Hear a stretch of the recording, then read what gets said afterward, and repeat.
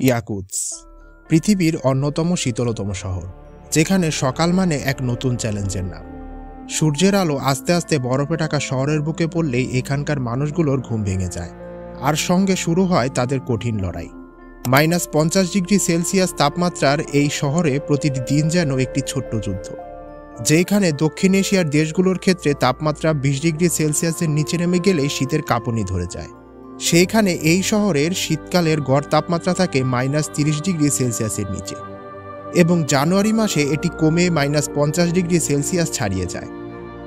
এইখানে ভয়ানক ঠান্ডায় বাইরে কিছুক্ষণ থাকলেই গোঁফ, দাড়ি, ভুরু পর্যন্ত জমে সাদা হয়ে যায়। তাহলে মানুষ এখানে থাকে কি করে? ডিসেম্বর থেকে ফেব্রুয়ারি, অর্থাৎ সবচেয়ে কনকনে অবস্থাতেও এখানে বন্ধ হয় না কোনো দোকান। এক এক সময় দিনের পর দিন ধরে সূর্যের দেখা মেলে না। তারপর ক্রমশ অন্ধকারে আরও ঠান্ডায় ডুবে যায় শহরটা। পাখির চোখে শহরটিকে দেখলে মনে হবে এক পরিত্যক্ত প্রেতপুরী। এসটিআর বাংলার আজকের পর্বে আমরা জানব একটি শহর ঠিক কতটা ঠান্ডা হতে পারে। আরও জানব এই শহরের মানুষজন ঠিক কিভাবে জীবনযাপন করে।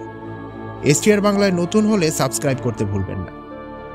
রাশিয়ার ইয়াকুৎস্ক শহরটি সাইবেরিয়ার পূর্ব অংশে অবস্থিত, যা পৃথিবীর অন্যতম শীতলতম শহর। এটি উত্তর মেরু থেকে মাত্র 450 কিলোমিটার দূরে অবস্থিত এবং বৈশ্বিক মানচিত্রের উত্তর পূর্বাঞ্চলে অবস্থিত। এর ভৌগোলিক অবস্থার কারণেই এই শহরটি অন্যান্য দেশ থেকে কিছুটা বিচ্ছিন্ন মনে হয়। 3.5 লাখেরও বেশি মানুষ বাস করে এই শীতলতম শহরে। পূর্ব সোভিয়েত ইউনিয়নে স্ট্যানলির শাসনামলে রাজনৈতিক মতবিরোধীদের এইখানে নির্বাসিত করা হতো, তাই এই শহরকে নির্বাসিতদের শহর বলেও আখ্যায়িত করা হয়। ইয়াকুৎস্ক যেন এক বরফের নরক। এখানকার শহরের পানির পাইপগুলো মাটির উপরে স্থাপন করা হয়, কারণ এখানকার মাটির নিচে প্রায় 100 ফুট পর্যন্ত বরফ জমে থাকে। এমনকি এই শহরের নদীগুলো জমে বরফ হয়ে যায়। এখানকার বাড়ি ও অন্যান্য ভবনের স্থাপত্য অন্যান্য স্থানের তুলনায় কিছুটা ভিন্ন।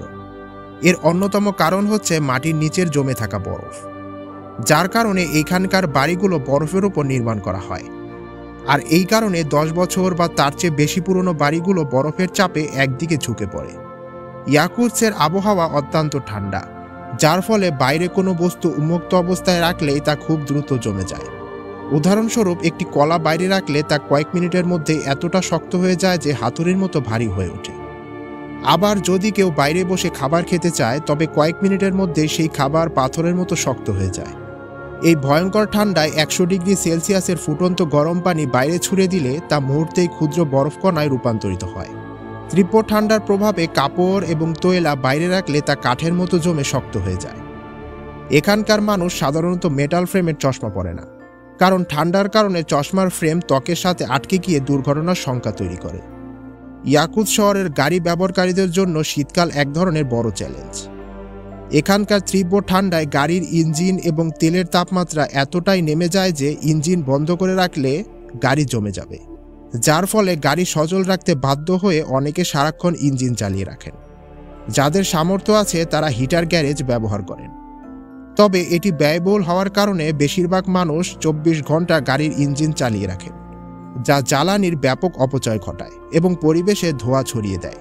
এর ফলে শহরের বাতাসে কুয়াশার মতো ধোঁয়ার স্তর তৈরি হয়, যা শ্বাসকষ্টের কারণ হতে পারে। এই তাপমাত্রার কারণে এখানকার গাড়ির ফুয়েল ট্যাঙ্কগুলো বিশেষভাবে নির্মিত হয়, এতে করে ব্যাটারির স্থায়িত্ব কমে যায়। শীতের চরম ঠান্ডায় গাড়ির তাপমাত্রা নিয়ন্ত্রণ রাখতে বাসিন্দাদের গাড়ির কুল্যান্ট এবং ফ্রিজারকে বিশেষ ঠান্ডা প্রতিরোধী উপাদান দিয়ে তৈরি করেন। এই ছাড়া গাড়ির জানালা বরফমুক্ত রাখতে প্রতিদিন ডিআইসার ব্যবহার করতে হয়, যা তাদের জন্য একটি বাড়তি ব্যয়। শুধু গাড়ি নয়, মানুষের দৈনন্দিন যাতায়াতও বিপর্যস্ত হয় এইখানে। বাস এবং ট্রাম সার্ভিসগুলোকে চালু রাখতে যানবাহনগুলোর হিটার সবসময় চালু রাখতে হয়।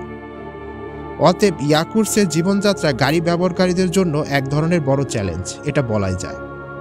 আরও ভয়ঙ্কর ব্যাপার হচ্ছে, যাত্রাপথে গাড়ির যে কোনো যান্ত্রিক সমস্যায় 20 মিনিটের মধ্যে ব্যবস্থা না নিলে তীব্র ঠান্ডায় বেঁচে থাকার আশঙ্কা প্রায় নেই বললেই চলে। মোবাইল ফোনও এই কম তাপমাত্রায় কার্যকরভাবে কাজ করতে পারে না, ফলে জরুরি অবস্থায় যোগাযোগ করাটাও কঠিন হয়ে পড়ে এইখানে। এমন প্রতিকূল পরিস্থিতিতে দীর্ঘক্ষণ বাইরে থাকলে ফ্রস্টবাইট এবং হাইপোথার্মিয়া শুরু হয়ে যায়, যা অনেক ক্ষেত্রে মৃত্যুর কারণ হয়। শীত থেকে বাঁচতে ইয়াকুৎস্কের মানুষরা পশমের তৈরি একাধিক স্তরের গরম পোশাক পরে। তা সত্ত্বেও এই প্রতিকূল ঠান্ডায় দীর্ঘ সময় হাঁটা এবং বাইরে থাকা প্রায় অসম্ভব। কেবল হাঁটা বা চলাফেরা নয়, শরীরের সঠিক তাপমাত্রা বজায় রাখার জন্য হাতে একাধিক গ্লাভস পরা আবশ্যক। এখানে পাতলা এক স্তরের গ্লাভস পরলে আঙ্গুলে ব্যথা বা অসারতা অনুভূত হয়। কোনো কারণে গ্লাভস খুললে মাত্র 5 মিনিটের মধ্যে ফ্রস্টবাইটের ঝুঁকি তৈরি হয়। এই কারণে ইয়াকুৎসে প্রতি বছর শীতকালে অনেক মানুষ ফ্রস্টবাইটের শিকার হন এবং তাদের অঙ্গহানির ঘটনা ঘটে। ইয়াকুৎসে বাড়ির জানালা এবং দরজাগুলো বিশেষভাবে তাপ নিরোধক উপাদানে নির্মিত। বাড়িগুলোর ছাদে এবং জানালায় বরফ জমে গেলে তুষার অপসারণের জন্য প্রতি সপ্তাহে বিশেষ পরিষ্কারক কর্মী নিযুক্ত করা হয়।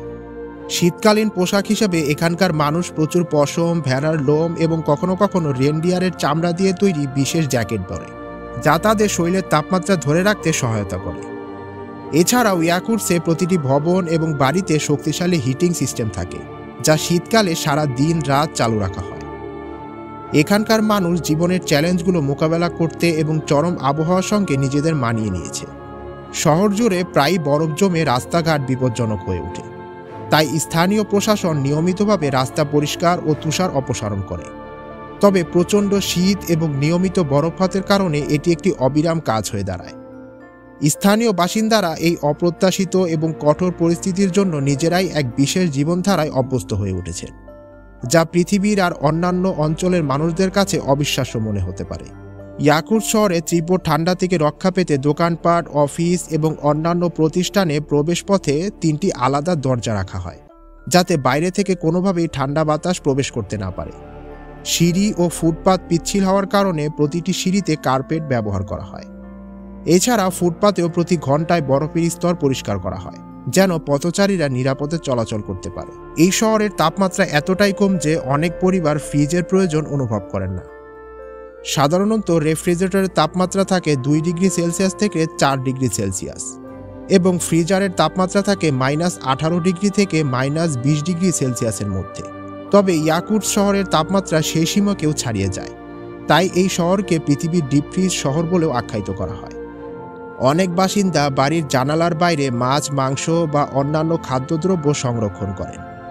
বাজারেও বিশাল মাছ এবং বিভিন্ন পশুর মাংস উন্মুক্ত অবস্থায় বিক্রি হয়, কারণ তীব্র ঠান্ডায় তা দীর্ঘদিন সতেজ থাকে এবং পচন হওয়ার আশঙ্কা থাকে না। জুন, জুলাই এবং আগস্ট মাসে গ্রীষ্মকাল হলেও তাপমাত্রা থাকে -10 ডিগ্রি থেকে -25 ডিগ্রি সেলসিয়াসের মধ্যে। এই সময় সূর্য প্রায় 20 ঘন্টা পর্যন্ত আকাশে থাকে। তারপরও এই তাপ এখানকার মাটির নিচের বরফ পুরোপুরি গলাতে পারে না। আর বছরের বাকি 8-9 মাস সূর্য বড়জোর থাকে 5 থেকে 6 ঘন্টার মতো। তাহলে বোঝাই যাচ্ছে সেই সময় কি অবস্থা হয়। এই শহরের মানুষ কবর দিতে গিয়েও চরম প্রতিকূলতার সম্মুখীন হন। মৃতদেহ কবর দেওয়ার জন্য নির্দিষ্ট জায়গাটি 2 থেকে 3 দিন কয়লা দিয়ে পোড়ানো হয়, যাতে বরফ গলে যায়। বরফ গলানোর পর 6-7 ফুট গভীর গর্ত খনন করে সেখানে মৃতদেহকে কবর দেওয়া হয়। প্রতি বছর ইয়াকুৎসে প্রায় 2000 পর্যটক আসে, তবে অধিকাংশই আসে ব্যবসায়িক কারণে। এইখানকার হীরা, খনিজ সম্পদ ও প্রাকৃতিক গ্যাসের প্রাচুর্যের কারণে বৈদেশিক বাণিজ্য বেশ সক্রিয়। শীতকালে পর্যটকদের জন্য শহরটিতে গাইডেড ট্যুরের ব্যবস্থা রয়েছে, যেখানে তারা এই অঞ্চলের অদ্ভুত জীবনযাত্রা, সৃষ্টির ইতিহাস এবং বরফের উপর নির্মিত নানা স্থাপত্য ঘুরে দেখতে পারেন।